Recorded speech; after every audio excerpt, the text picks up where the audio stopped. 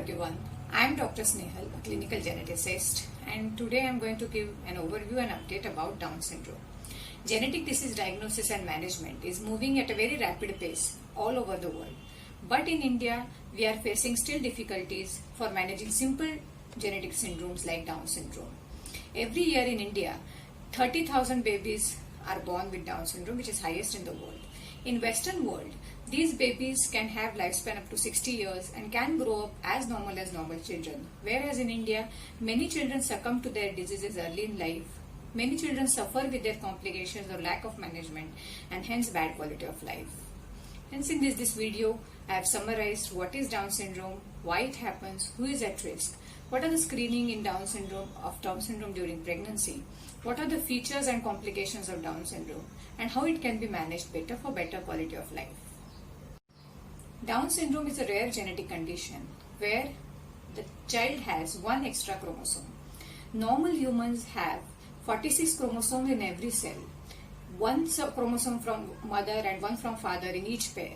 Whereas in Down syndrome, there are 47 chromosomes and this one extra chromosome is in 21st pair and hence it is also called as 21 trisomy. These children they do not have severe complications. Some children have mild affection and hence they grow up as normal children, whereas some children have complications associated and badly affected. During pregnancy, at 11 to 13 weeks, in the sonography scan, there are some measurements like fetal knuckle translucency, that is thickness at the nape of the neck, and also other markers like nasal bone, femoral bone are measured. Maternal blood is taken and some biochemical markers are measured. Together the risk is calculated. If the risk is high, then the sample is taken from the fetus by amniocentesis or Koren villus biopsy and fetal karyotype is done to confirm whether it is normal or whether it is trisomy 21. There is another screening method called as non-invasive prenatal screening test, in which case mother's blood is taken. There is some fetal DNA in the mother's blood which is separated in the genetic laboratory and risk for diseases like trisomy 21 is measured. If risk is high, again sample from amniotic fluid or Koren villus biopsy is taken for confirmation of fetal karyotype.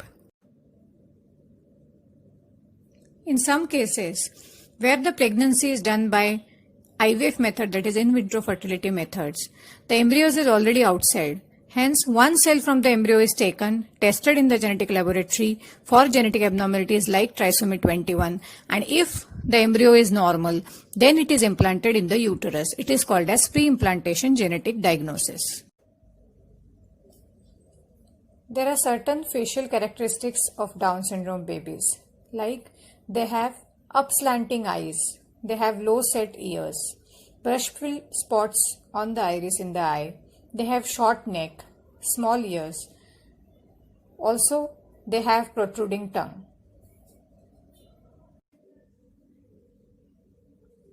These children have sensory integration disorders, like they have problem in integrating the information from senses like smell, taste, proprioceptive, tactile, auditory and vestibular and convert it into cognition or language.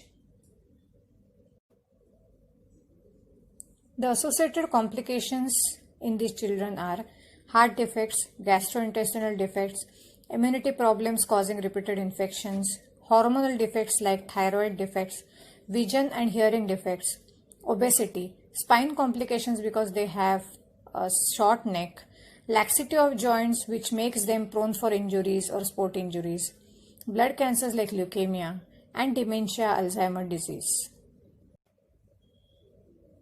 Because of associated complications, we need to do surveillance regularly as per guidelines and give therapy wherever required, like thyroid screening and monitoring, immunization, growth and development monitoring, repeat eye examination, hearing screening, management of complications in heart and other organs, speech therapy, occupational therapy, physiotherapy, as per the capacity placement in school, development of various life skills which will make the child as independent as she or he can be. we have seen the methods by which pregnancies can be screened for Down syndrome. In the couples who seek for screening of Down syndrome during pregnancy, all these options should be offered, as well as we have also seen how it can be managed better to prevent complications in these children and give them a better quality of life as normal children. So let us join hands together to spread the awareness in the community about this syndrome, to reduce the complications, to give a normal good life to the children, as well as information about screening the pregnancies for Down syndrome for the couples who seek for it. Thank you.